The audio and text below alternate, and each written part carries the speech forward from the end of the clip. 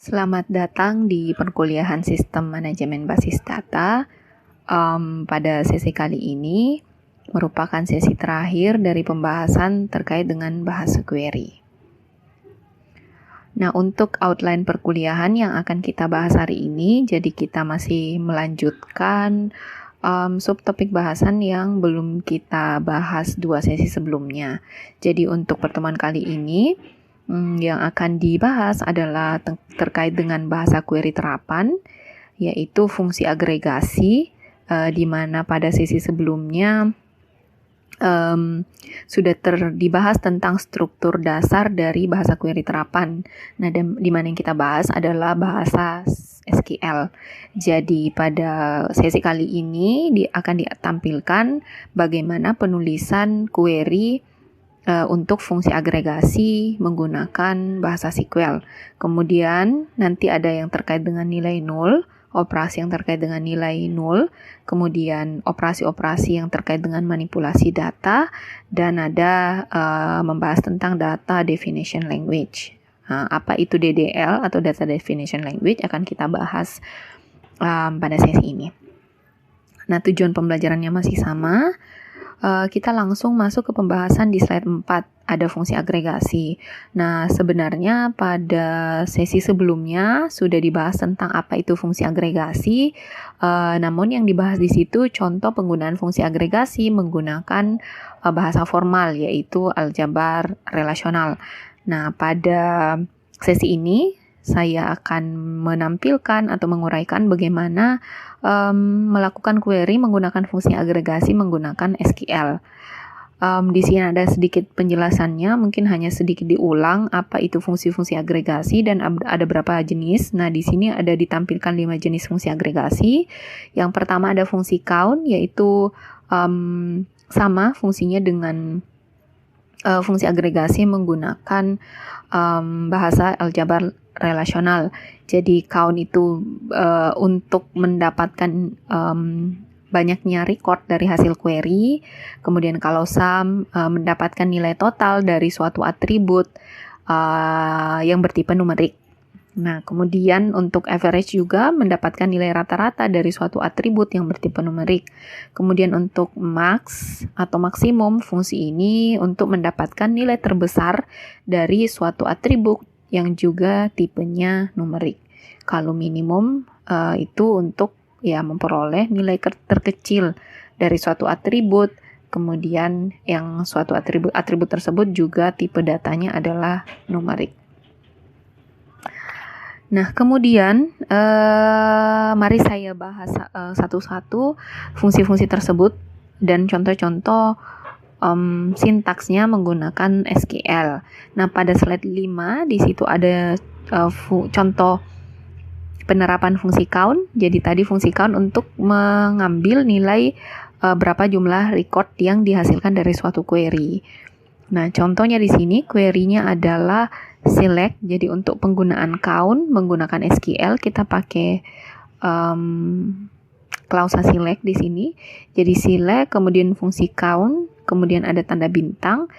Bintang ini nanti bisa diganti dengan atribut atau kalau kita mau menghitung baris untuk semua tanpa melihat atributnya, tanpa menentukan atribut, kita pakai bintang saja. Ini artinya menghitung berapa banyak record yang ada di tabel mahasiswa. Jadi select count, tanda kurung bintang from mahasiswa. Nanti hasilnya ini, hasil query-nya itu akan menampilkan berapa banyaknya record di tabel mahasiswa. Atau bisa kita bahasakan bahwa apabila kita ingin mengetahui berapa jumlah data mahasiswa di dalam tabel mahasiswa, nah kita bisa menggunakan operasi ini. Jadi select count bintang from mahasiswa, nanti hasilnya berapa banyak baris data mahasiswa di dalam tabel atau berapa banyak mahasiswa yang datanya sudah terekam di tabel mahasiswa. Nah, kemudian bisa juga ada variasi untuk count seperti ini. Di sini ada sedikit penambahan untuk predikat, jadi kita bisa menggunakan predikat string seperti ini. Nah, ini khusus digunakan apabila atributnya bertipe string. Apa maksudnya dari sini? Jadi misalnya kita mau mengetahui dari data tabel mahasiswa berapa banyak jumlah mahasiswa di angkatan 2010, kemudian kita lihat dari NIM-nya. Nah, ini contohnya, dimisalkan NIM itu dia data NIM menggambarkan tahun masuk mahasiswa. Jadi misalnya kalau NIM-nya 10.001, ini 2 angka di awal dari NIM tersebut menandakan tahun masuk mahasiswanya. Nah, jadi kalau mahasiswanya masuk tahun 2011, nanti NIM-nya 11001 dan seterusnya. Nah, kita bisa mengenerate jumlah mahasiswa menggunakan struktur ini. Jadi, angkatan mahasiswa bisa dilihat dari 2 digit pertama dari NIM-nya. Jadi kita hanya mau mengambil 2 digit awal. Nah, kita bisa menggunakan frase seperti ini.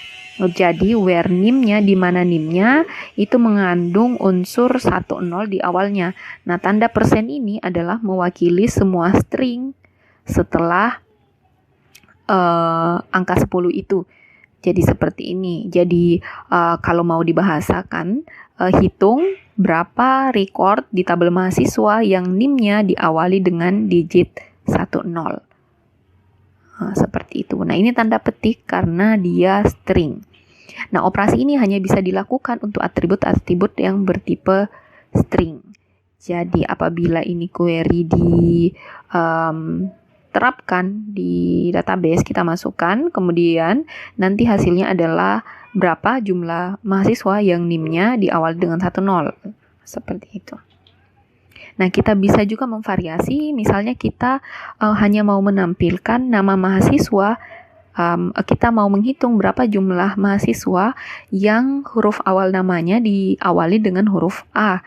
Nah, ini kita bisa gunakan seperti ini, select, count, kemudian bintang, from.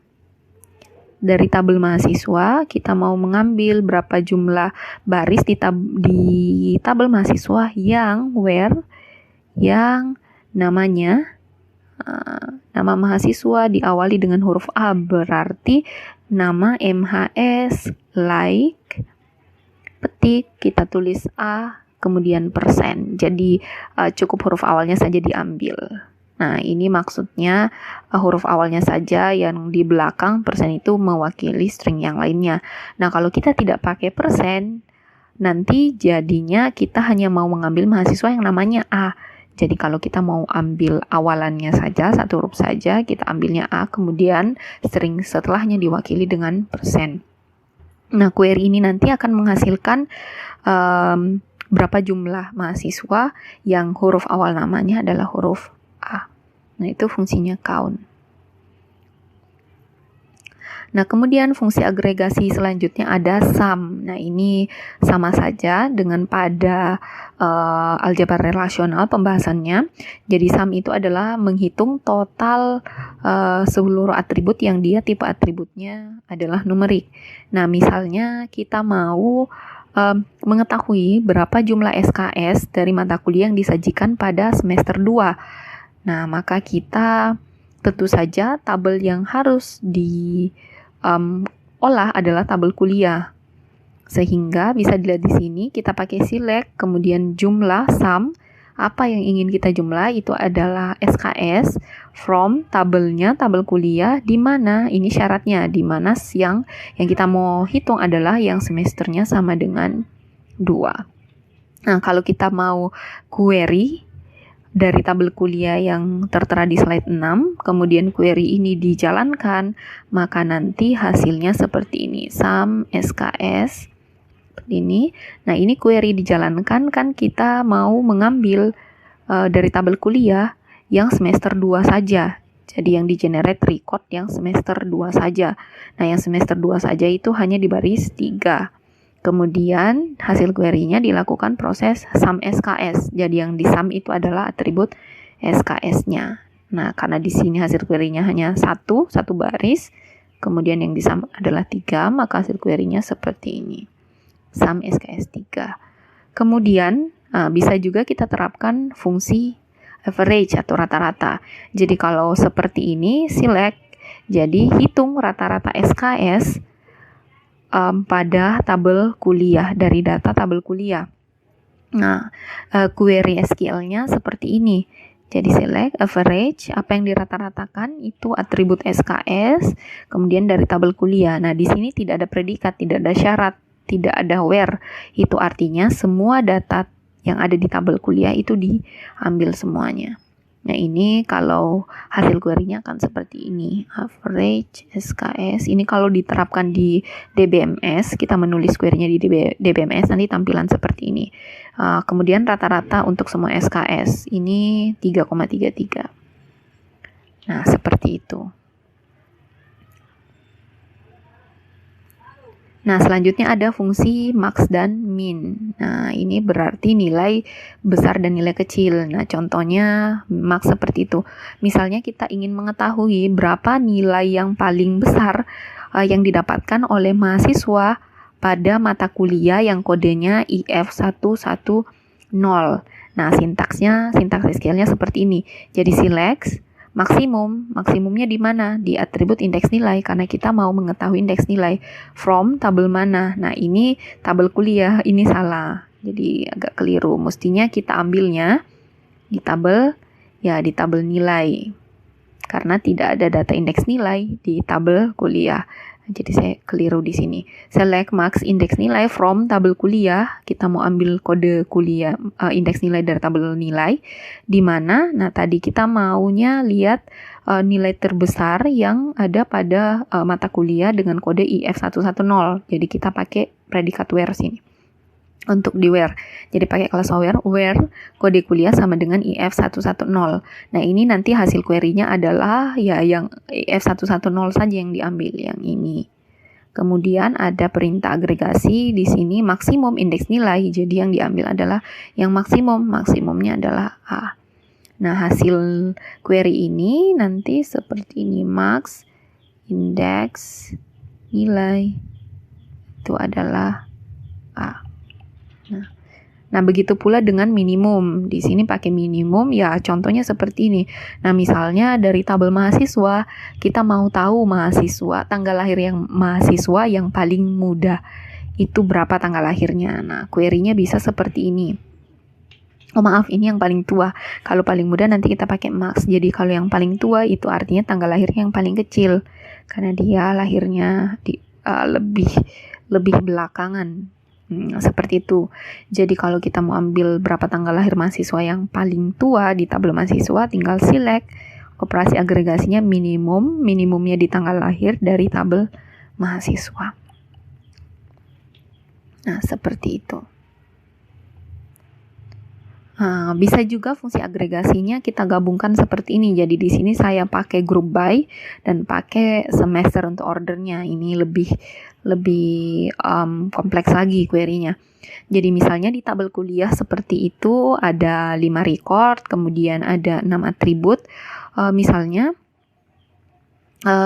kita mau dari tabel kuliah memunculkan informasi berapa jumlah SKS yang disajikan, berapa jumlah SKS mata kuliah yang disajikan per semesternya. Jadi kita mau lihat semester 1 berapa jumlah SKS-nya, kemudian semester 2 dan seterusnya. Kemudian kita mau tahu juga jumlah mata kuliah yang disajikan di tiap semester. Nah, itu kan kalau seperti itu ya melibatkannya hanya tabel kuliah saja.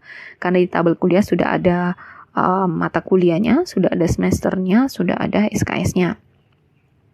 Nah, kemudian ada 3 informasi yang kita mau generate, yaitu kita tampilkan semesternya, kemudian berapa jumlah mata kuliah untuk setiap semester tersebut, kemudian kita mau tampilkan berapa jumlah SKS untuk masing-masing semester.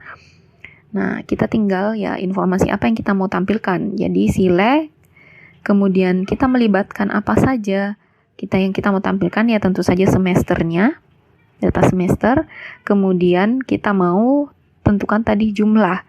Nah, itu kan kita mau lihat jumlah mata kuliah per semester. Itu artinya kita pakai count bintang S jumlah. Nah, fungsinya S ini nanti untuk jadi alias. Jadi nama atribut untuk hasil dari query ini nanti namanya jumlah. Kemudian, sintaksnya seperti ini. Kemudian kita mau tahu juga jumlah SKS per semester, itu berarti sum SKS S. Nah, ini saya mau berikan nama untuk atribut, tampilan untuk jumlah SKS nanti judulnya total SKS. Kemudian ya diambil informasinya dari tabel kuliah, from kuliah. Nah, di sini kan kita mau menampilkan informasinya nanti per semester. Itu artinya kita tinggal grupkan saja. Jadi group by semester. Kemudian misalnya kita mau menampilkan informasinya urutannya mulai dari semester 1 sampai semester 3. Nah, kalau urutannya seperti ini, urutannya adalah ascending. Jadi dari terkecil sampai dengan terbesar. Kalau kita mau menampilkan dari semester terbesar sampai terkecil, nanti kita tinggal tambahkan order by semester descending. Nah, kalau tidak ada penambahan descending, itu artinya urutan untuk semesternya nanti adalah ascending. Nah, nanti hasil dari query ini seperti bisa dilihat di tabel di bawah.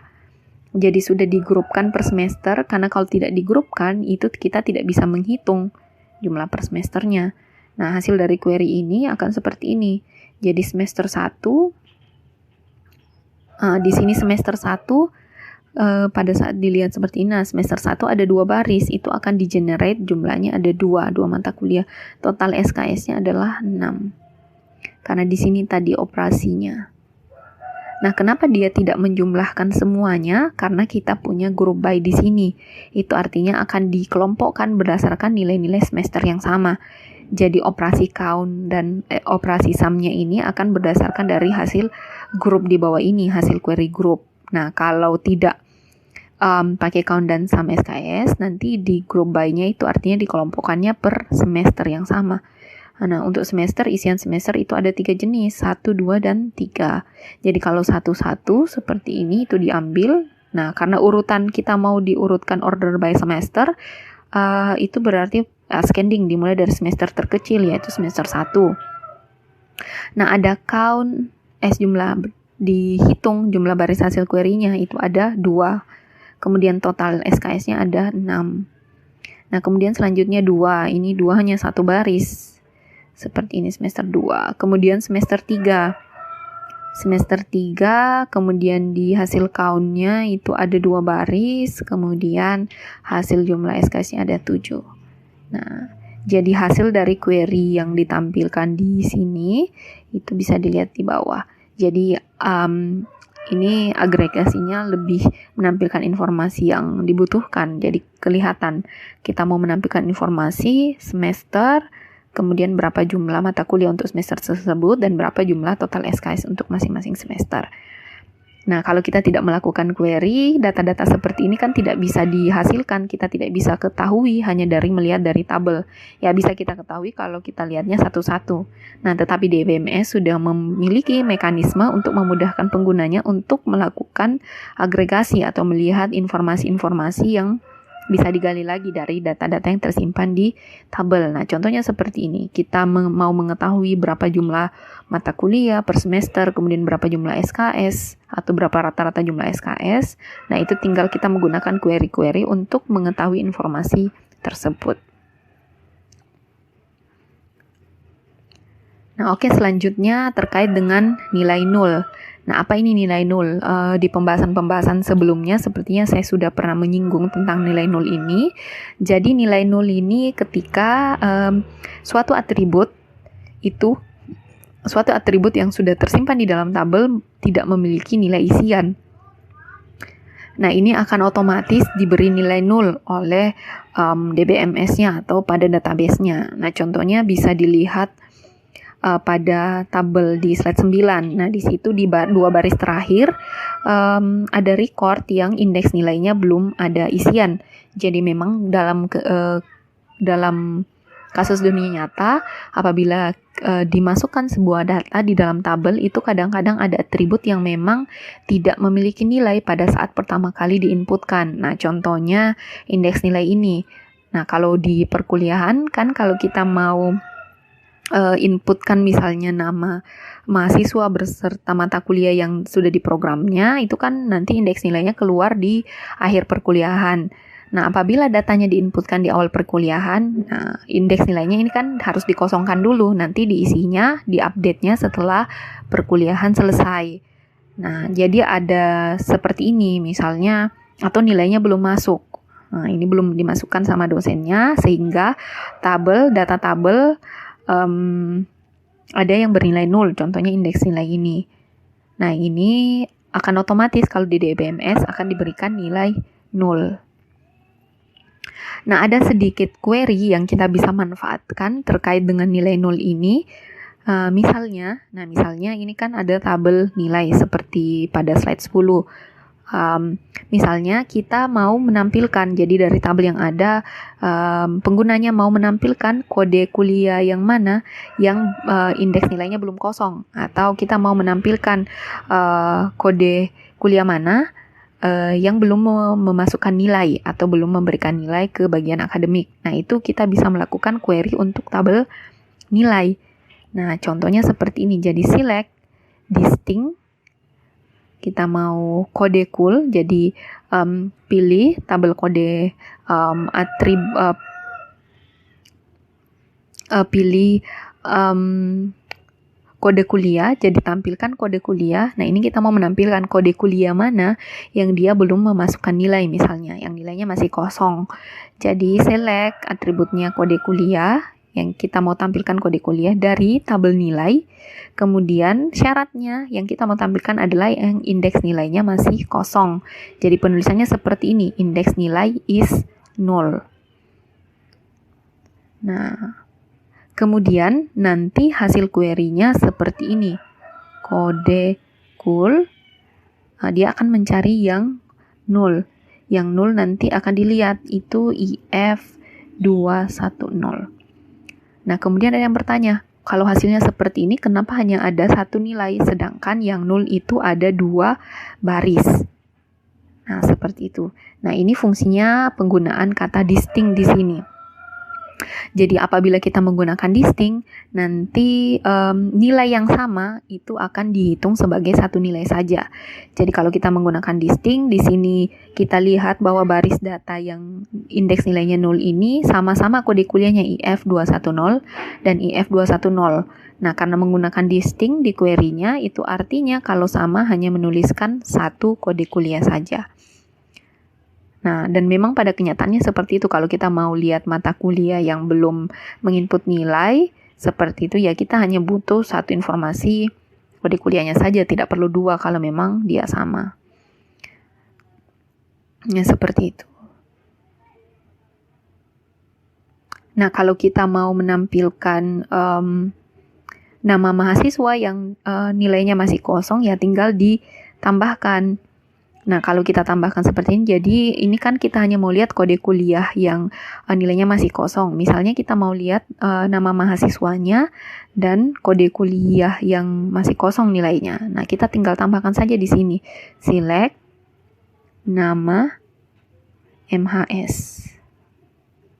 Ya, koma kode kuliah. Nanti jadinya seperti ini hasil query-nya. Nama MHS, nanti yang indeks nilainya masih kosong. Nanti ada Hasanuddin. Kemudian ada Indah Susanti. Nah, ketahuan seperti ini. IF210. Nah, kemudian ada yang bertanya, nah ini pakai distinct tapi kenapa walaupun kode kuliahnya ini sama, itu tetap tertulisnya 2 baris. Nah, karena di sini kan kita mau yang kita select ada 2 atribut.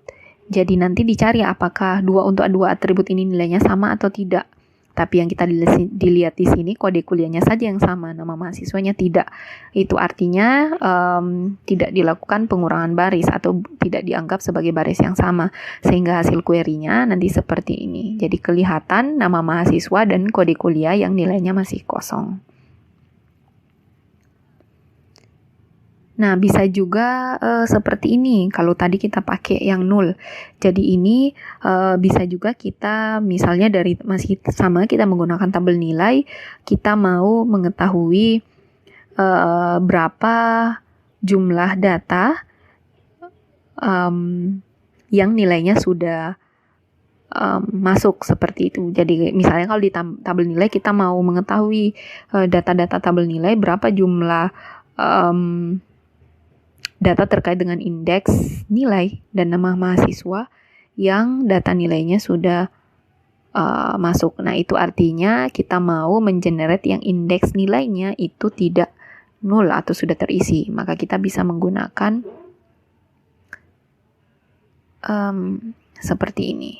Jadi select count bintang from nilai where indeks nilai, di mana indeks nilainya is not null. Itu artinya indeks nilainya itu sudah ada isinya. Nah, ini kalau di generate untuk tabel yang ada pada slide 11 nanti keluar hasilnya, karena di sini count kita menghitung jumlah baris.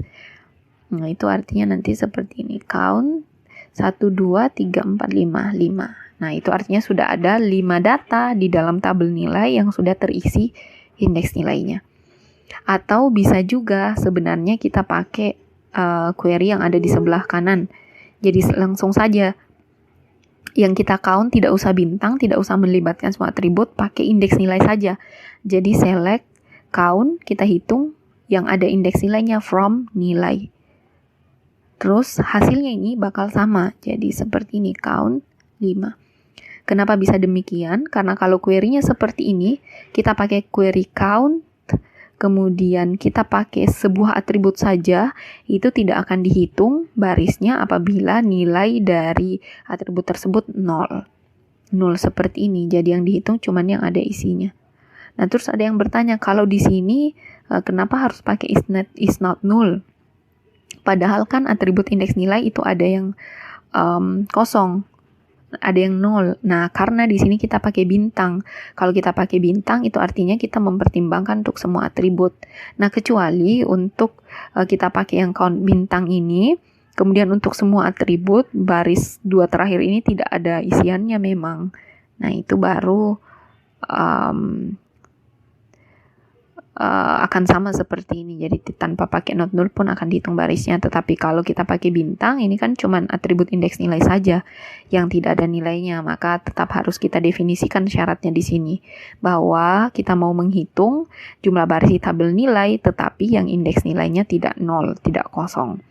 Nah, sedangkan kalau kita count langsung dari atribut indeks nilai, itu tanpa perlu definisi not null-nya, itu tidak akan dihitung apabila atribut yang kita definisikan di count itu bernilai 0. Nah, selanjutnya kita bahas bagaimana melakukan manipulasi data menggunakan SQL. Nah, kalau terkait manipulasi data itu kita bicaranya 3 hal. Jadi bagaimana menambah record dalam suatu tabel, atau kita mau menambahkan satu baris data, menambahkan data di dalam tabel. Kemudian bagaimana kalau kita mau mengedit isi record atau isi tabel yang sudah ada, dan bagaimana kalau kita mau menghapus baris data yang sudah tersimpan di dalam tabel. Nah, pertama, untuk menambah baris data atau menambah data di dalam tabel. Nah, sintaksnya seperti ini. Jadi insert into, ini T adalah tabel, kemudian definisikan atribut-atribut yang akan kita isikan di tabel tersebut, kemudian ada values, itu nilainya, kemudian dalam kurung nilai yang kita mau isikan. Seperti itu. Nah, nilai yang kita mau isikan di sini itu urutannya harus sama dengan urutan atribut yang kita definisikan di atas ini, insert into. Nah, contohnya seperti apa? Nah, bisa dilihat di slide 12.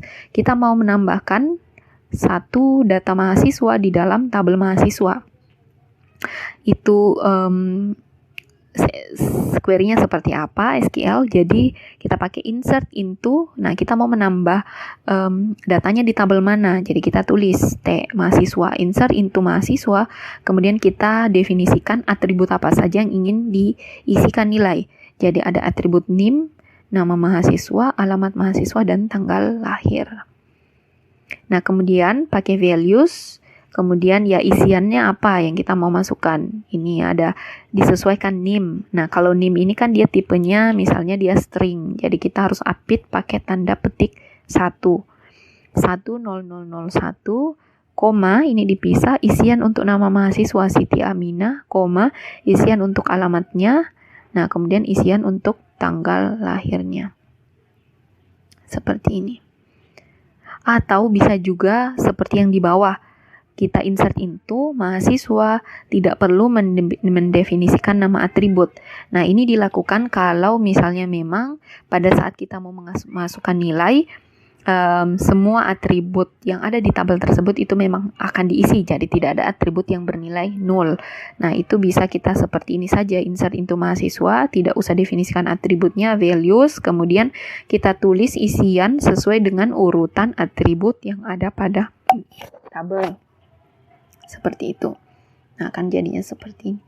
Atau kita misalnya mau menambahkan baris data di dalam sebuah tabel, tetapi ada atribut yang kita mau isikan 0 dulu karena belum ada isiannya. Nah, contohnya di sini mau memasukkan data mahasiswa baru, tetapi tanggal lahirnya belum diketahui, jadi tidak diisikan dulu. Nah, jadi seperti ini, insert into mahasiswa, kita definisikan atribut yang akan kita isikan datanya, NIM, nama mahasiswa, alamat mahasiswa, values, kemudian nilai-nilai apa saja, disesuaikan urutannya. Nah, kalau dilakukan query yang di bawah ini, yang terakhir, nanti tanggal lahir otomatis bernilai 0 atau belum ada nilainya. Nah, kemudian manipulasi data yang kedua, melakukan perubahan data yang ada pada record. Nah, misalnya kita sudah punya data-data yang ada di dalam suatu tabel, kemudian ada sebuah nilai, ada nilai di atributnya atau beberapa atributnya yang kita mau rubah atau kita mau edit istilahnya. Nah, operasinya seperti ini. Klausanya kita pakai update. Jadi ini merubah update, terus nama tabelnya, kemudian set, ini atribut set, kemudian apa yang kita mau ubah, kita tulis dalam bentuk assignment, kemudian ini optional where p, kita definisikan di baris mana yang kita mau rubah. Nah, ini kita isikan di where p ini. Nah, contohnya kita mau mengubah. Nah, ini kalau kita bahasakan di contoh yang pertama ini, kita mau mengubah kode kuliah, kita mau mengubah jumlah SKS untuk mata kuliah yang kodenya IF 310. Ini anggaplah yang kita simpan SKS untuk IF 310 ini jumlah SKS-nya 3. Nah, misalnya kita mau ubah IF 310 ini jumlah SKS-nya 4 di datanya. Nah, query-nya seperti ini. Jadi update. Nah, tabel apa yang kita mau update? Jadi update tabel kuliah ya, karena SKS ini ada di tabel kuliah. Kemudian set. Nah, ini nilai baru dari yang kita mau ubah itu apa? Set SKS-nya sama dengan 4. Ini artinya kita mau rubah SKS-nya jadi 4. Kemudian baris mana yang kita mau rubah? SKS-nya sama dengan 4. Nah, kita tinggal tuliskan di sini kondisinya yang where kode kuliahnya adalah IF garis mendatar 310. Ini bisa juga kita ganti menjadi nama mata kuliahnya, misalnya nama MK, ini sama saja nama MK-nya apa. Seperti itu, ini tinggal syaratnya saja apa. Atau misalnya kita mau update, kita mau rubah nama dosen. Misalnya nama dosennya ada yang baru-baru sudah dikukuhkan jadi guru besar.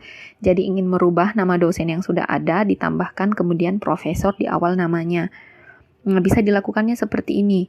Jadi update tabel dosen, kemudian apa yang mau diupdate? Ya, namanya, set, nama dosen sama dengan, nah ini kita mau tambahkan kata prof saja, kata prof di awal nama yang sudah ada. Ini bisa seperti ini. Prof, tanda petik, ditambah dengan nama dosen. Ini bisa seperti ini, atau kalau kita mau tulis ulang namanya juga boleh. Misalnya, Prof. Umar. Nah, contohnya seperti ini. Ini artinya nanti akan dirubahnya namanya seperti yang ada di tanda petik. Atau kalau kita hanya mau menambahkan satu suku kata di nama yang sudah ada, kita bisa seperti ini. Kemudian, siapa yang kita mau rubah namanya?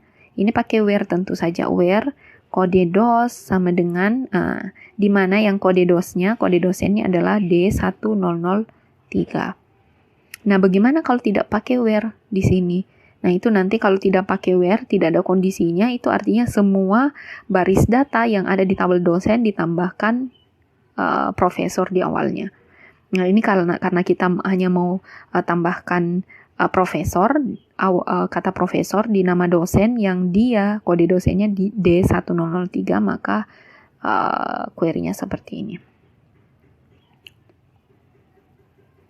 Nah, terakhir penghapusan record. Nah, ini bagaimana kalau kita mau menghapus data di dalam sebuah tabel. Nah, ini sintaksnya mudah, tinggal delete from nama tabelnya, kemudian kondisinya baris apa yang kita mau ubah. Nah, misalnya kita mau menghapus data mata kuliah, baris mata kuliah yang kode kuliahnya IF 210 dari tabel kuliah. Jadi tinggal begini saja query-nya. Delete from tabel kuliah where yang kita mau hapus adalah kode kuliah IF 210. Nah, nanti baris data mata kuliah yang kodenya IF 210 ini akan terhapus di dalam tabel. Atau kalau misalnya kita mau menghapus semua data yang ada di tabel kuliah, ya kita tinggal menggunakan seperti ini, tidak pakai where. Jadi delete from kuliah. Nanti ini semua data yang berada di dalam tabel kuliah akan terhapus. Oke, kita masuk ke slide 15. Di situ pembahasan tentang data definition language. Jadi sebenarnya query itu terbagi dua. Ada yang data manipulation language, ada yang data definition language. Nah, yang kita sudah bahas sebelum-sebelumnya itu tergolongnya data manipulation language. Jadi yang termasuk klausa-klausa yang digunakan untuk memanipulasi data. Nah, kemudian apa itu data definition language? Nah, ini perintah-perintah di dalam query atau SQL yang digunakan untuk pendefinisian objek-objek basis data. Nah, objek-objek basis data itu apa ya? Salah satunya tabel, atribut, dan seterusnya. Nah, jadi perintah-perintah yang digunakan untuk mendefinisikan objek tersebut itu disebut dengan DDL.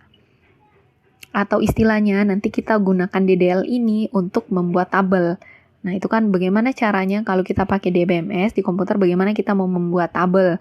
Atau bagaimana kita mau mengubah struktur tabel tersebut. Misalnya kita mau menambahkan satu atribut di dalam tabel. Atau kita mau menghapus tabel tersebut. Nah, itu masuknya ranahnya ke data definition language ini. Nah, sebelum saya memperlihatkan sintaks query untuk data definition language, ada yang perlu diperhatikan, yaitu tipe data. Jadi di dalam DBMS itu sendiri, apabila kita mau membuat sebuah tabel, itu sekaligus kita harus mendefinisikan atributnya apa saja dan tipe data untuk atribut tersebut. Nah, jadi sama dengan bahasa pemrograman, apabila kita mau mendefinisikan sebuah variabel, kita harus menentukan tipe data untuk variabel itu apa saja. Nah, untuk SQL ada beberapa tipe data yang disediakan. Di situ bisa dilihat di slide 15 beserta penjelasannya. Jadi contohnya kalau atributnya bernilai string dan kita mau menentukan berapa batas string yang bisa ditampung di atribut tersebut, itu kita pakainya char, kemudian dalam kurung n. N itu dituliskan berapa jumlah karakter untuk atribut tersebut. Ini biasanya banyak digunakan untuk misalnya NIM. Nah, NIM itu kan tetap dia isiannya, jumlah digitnya tetap. Nah, itu baiknya kita pakai char saja. Char n atau varchar n ini kalau dia sama-sama menampung string dengan panjang lebih fleksibel. Kemudian jadi varchar ini bisa tidak didefinisikan panjangnya. Nah, seperti kalau alamat itu kan bisa beragam, tapi kita bisa menentukan maksimumnya berapa. Jadi misalnya kalau alamat kita definisikannya ya misalnya 100 kata, karena 100 huruf, kayaknya tidak ada alamatnya pengguna atau data yang misalnya jumlah hurufnya itu di atas 100. Nah, itu kita bisa definisikan jadi fleksibel. Boleh di bawah 100 tetapi tidak bisa melebihi 100. Nah, itu kita bisa pakai varchar. Kemudian untuk yang bernilai integer atau numerik itu bisa pakai tipe data int atau integer. Kemudian kalau kita pakai tipe data ini, panjang datanya itu bisa sampai 2 byte. Kalau 1 byte itu sekitar 8 bit. Jadi kalau 2 byte itu ada 16 bit yang bisa digunakan. Ini lumayan banyak sudah di cover. Nah, kalau misalnya integernya lebih kecil, jadi supaya tidak memakan tempat penyimpanan yang banyak, misalnya SKS itu kan digitnya palingan ya 3, 4, 2, 1, cuma 1 digit, kita bisa menggunakan yang small int. Jadi tidak perlu menggunakan integer yang mencakup cakupan data yang banyak.